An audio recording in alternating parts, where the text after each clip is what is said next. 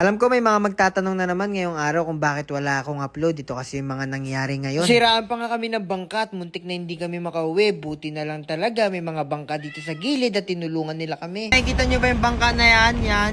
Nirentahan namin yan 2.5. Natripan lang namin mag-fishing ni Ninong Adventure. Ayan. Nasa likod. Nagtatali na ng aming fishing line. So magkita-kita tayo dun mga motodik ha. May iihawin tayo doon mamaya pag may nahuli tayo. Pag wala, ha! Buyayaw. Biglaan nga lang pala kami nagkayayaan na mag-fishing ngayon. Mas natutuloy kasi pagka ganto. At ito na, naglalakad na nga kami papunta doon sa bangka pagtapos namin mamili. Yan na, paalis na mga burat.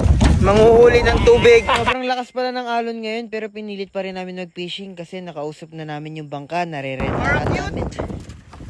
Parang cute. Eto, nagsisetup na rin kami ng mga gagamitin namin pang fishing. Sana may mahuli kami. Dire-diretso na rin kami sa biyahe. Medyo malakas ang hangin. Pero malapit lang naman yung pupuntahan namin. Kaya diretso pa din. Sobrang ganda ng tanawin dito sa Coron kahit malapit lang. Pero hindi na ito bago sa amin. Nakarating na kami sa spot kung saan marami raw isda, kuno. Kaya ayan, naghagis na agad ako ng fishing rod. At titignan ko kung may mahuhuli ba ako. Marami raw isda dito, sabi ng bangkero. Pero naka-100 hagis na ako. Wala pa akong nahuhuli dito. Pinakagwapo sa mga bundok. Ngayon nasa dagat na siya.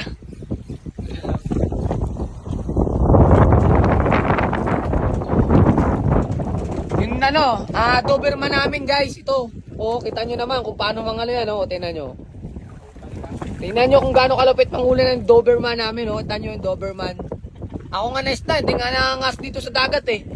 Mamaya-maya lang may nahuli na si Ninong Adventure and kung makikita ninyo, sobrang laki pala ng isda dito.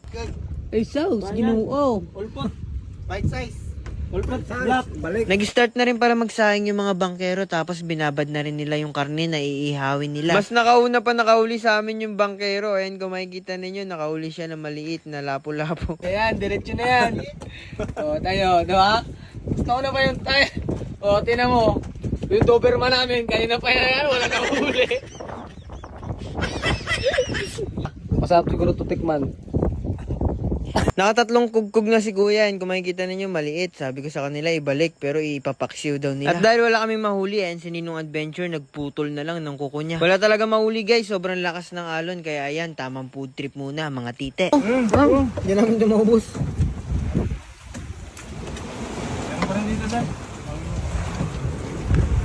Kanya. Abay mo sa kanya.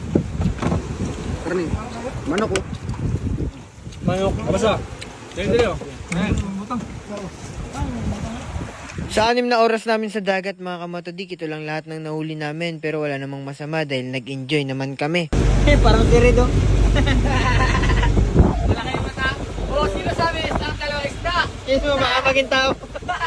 Ito lang lahat ng mga nahuli namin mga kamatodik. At least kahit papaano may nahuli kami kahit malakas masyado yung alon. Pauwi na rin kami sa Coron mga kamatodik at bigla pa nagkaroon ng problema. Nag-weld daw yung makina ng bangka kaya muntik na kami mag-araro ng ibang bangka. Yan na. Hindi talaga ako makapag-upload ng vlog. Nasirang kami bangka. Puki ng ina nag-weld. Sana rumampa kami dun kung nagtuloy-tuloy yun. Tangin, gaganon talaga yun dun. Tudik, nandito na yung rescue natin. Yan. Ayun o. So magpapahatak na lang tayo sa kanila kasi nag-weld yung makina ng bangka. So yan, muntik na kami rumampa doon kanina sa daungan. Buti na lang napigilan. Kasi kung hindi sigurado rarampa to ng ganun.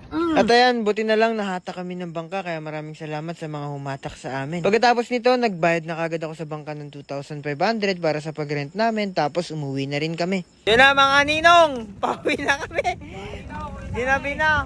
Tatanong nga pala kung bakit marami akong pera, napakadali lang. Magre-register ka lang, lalagay mo lang yung phone number mo, gagawa ka ng sariling password mo.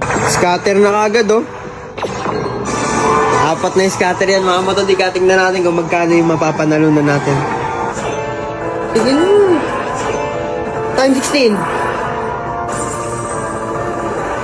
Alright mga matodik, panalo na kagad tayo. 60,000 mga matodik.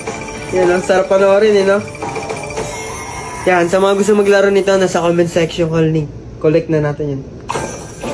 Cash out 291k. Let's go.